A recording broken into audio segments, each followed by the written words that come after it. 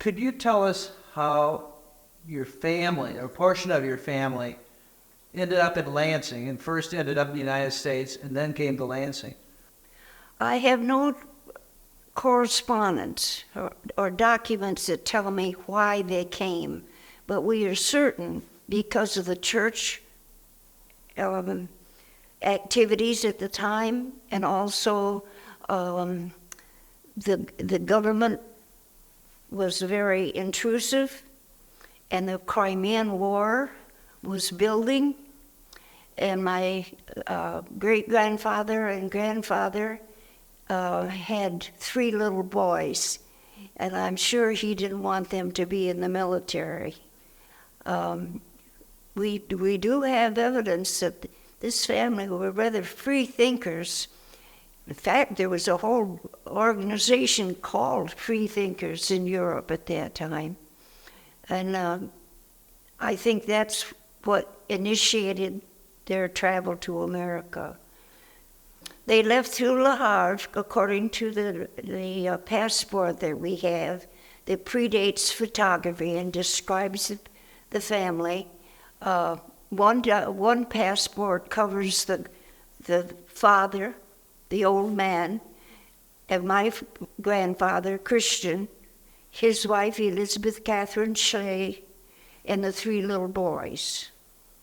I think they came through New York from all evidence, but it's oral evidence.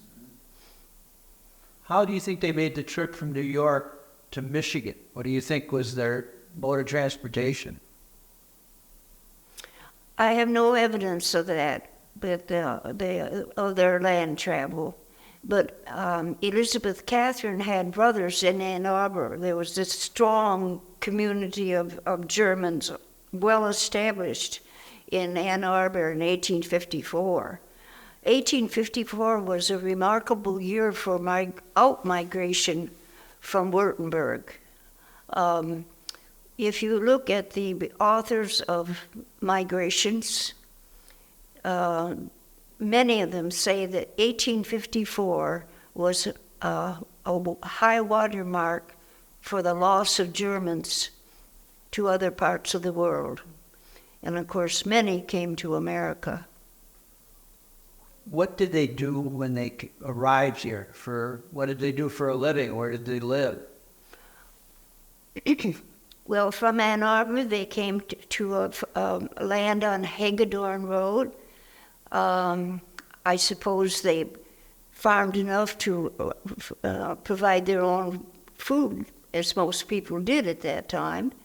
And I've heard that my grandfather Christian worked in the brickyard, which was between Lansing and East Lansing. You know, Lansing is laid out in a bowl, on swampland.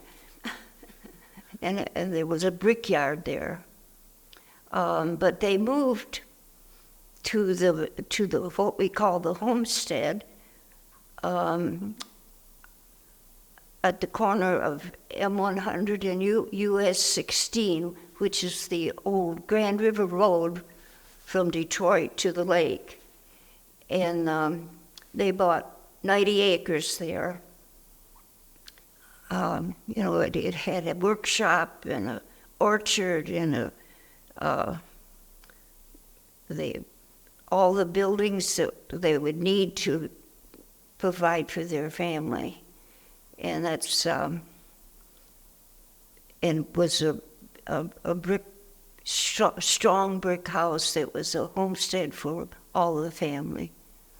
Well, my father was, like many of his brothers, was a builder, and he built houses in Grand Ledge. So in 1910, he took his widowed father and his widowed sister, who had lived with him at the homestead, to Grand Ledge to a new house that he'd fitted up. And of course, that's where he took my mother as a bride. What an amazing story. Did the family bring any artifacts with them or anything that they carried with them? Well, I I think they did. I think this silver tankard that I have here to show you is something that they brought with them. And of course, we have the family Bible. I didn't bring that large Bible with all the names written in German, of course. And I found it interesting that the two youngest boys, Frederick and Willem, took middle initials. Frederick became Fred. He took Fred S. Kebler, and Willem became Will D. And the story that I heard about that was that they took a middle initial because they thought it was more American. Well, they were Lutheran people by church organization at that time. And I find it interesting that my grandfather left the Lutheran church, if you can imagine that. And today there's only one of the 11 children that stayed with that faith. And many of them are in the Eaton, Clinton, Ingham area today. Other than that, they went everywhere. We have Christian Science and organized Jewish and just Methodist and Episcopal and everything. They seem to go to less dogmatic faiths because the Lutheran church at that time was very strict. Well, you know, every family has stories, folk stories that fall down, and most families have artifacts, realia. Some of it they brought with them, I'm sure.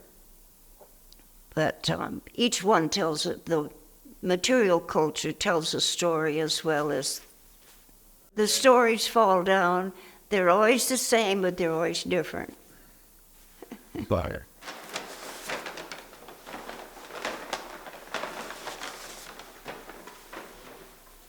Some of the families interested in the family history. Okay. And this is a pewter tankard, and it has initials and well, it looks like the paddles that would have been used in a bakery, because he's listed as a Bauer, a farmer, on the passport, but he was also a weaver and a baker, and you can see those are engraved. Mm-hmm. Now, what would that have been used for? I have no idea. The half comes off, though. It's made of pewter. And it's very heavy.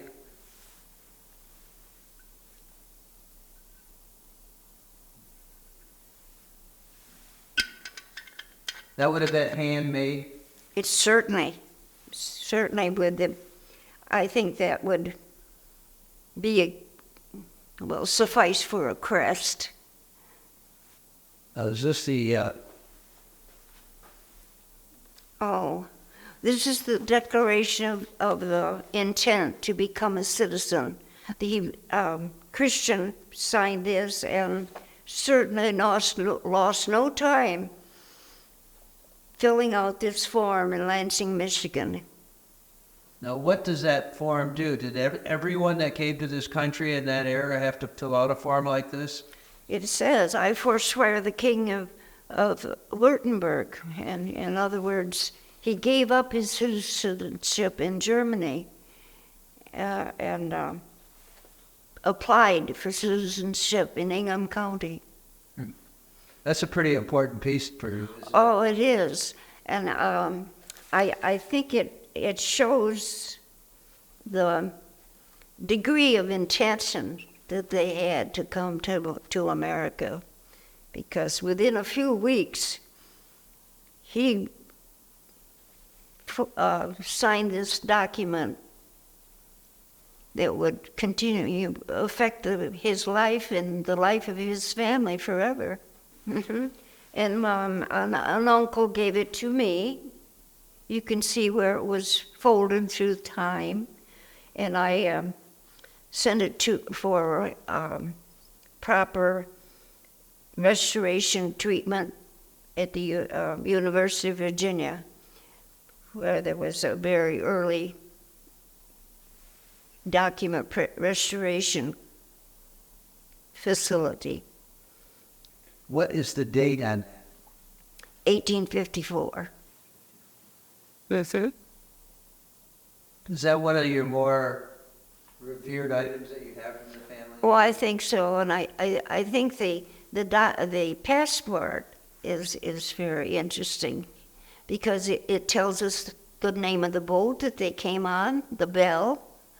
And when you think about, if you've ever been to some of the museums and seen those immigrant boats, they were so small. Yes, this is a crazy quilt.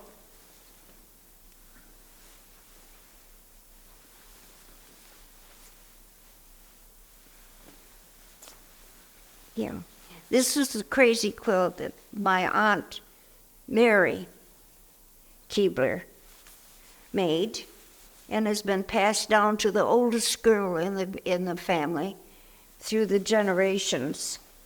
And I recently had it restored because in the center is a red rose is painted, and in the original, wherever the paint was, it deteriorated. And so I found an artisan in Michigan who actually found antique paper that had a rose on it, and she restored it beautifully in the center of the quilt. It's put together with different styles of embroidery. Some of it's plain, and some of it is complicated crewel. There's baskets in the corner, or fans. What's the earliest? I noticed there's some dates on there. What's the earliest date?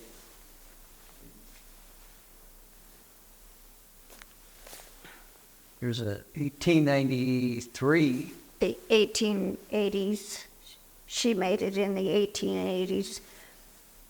Every piece must have a story, but I never heard of it because my Aunt Augusta McFarland had this, gave it to my sister, and it wasn't until my sister passed that it came to me. But this one identifies it by place because it's a silk ribbon for Eagle Township, Eagle School number 1. And there's another ribbon that lists the names of the people that are printed on it in blue. Here's one of a beautiful lady. That must have been in the top of a gentleman's hat. Here is the date.